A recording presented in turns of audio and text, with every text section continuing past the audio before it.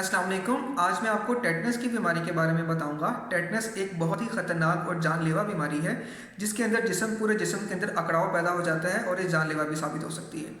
होता यूँ है कि जब कभी जिस्म के ऊपर कोई चोट लगती है, कोई ज़ख़म होता है, तो अगर उसके ऊपर कोई गंदगी लगे, मिट्टी, गर्द वगैरह उसके ऊपर लगती है, तो मिट्टी के अंदर मौजूद टेटनस के जो जरासीम हैं, उनके स्पोर्स होते हैं, वो आपके ज़ख़म के अंदर चले जाते हैं और वहाँ से फिर टेटनस का जो टॉक्सिन है, जो जहर है, वो पूरे जिस्म के अंदर फैलना शुरू हो जाता है।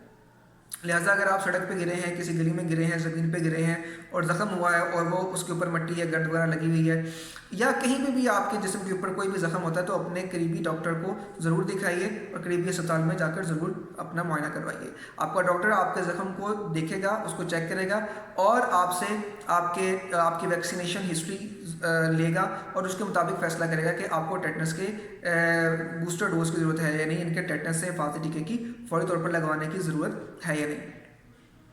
तो टेटनस से बचाव के लिए हिफाजती टीके पाकिस्तान में हर बच्चे को लगाए जाते हैं।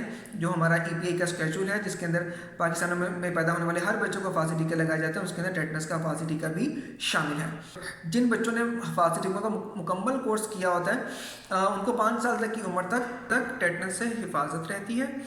और उसके बाद फिर अगर कभी इस तरह से चोट लगे तो फिर डॉक्टर के मशवरे से टेटनस से हिफाजत का टीका जो है वो लगवाना पड़ता है।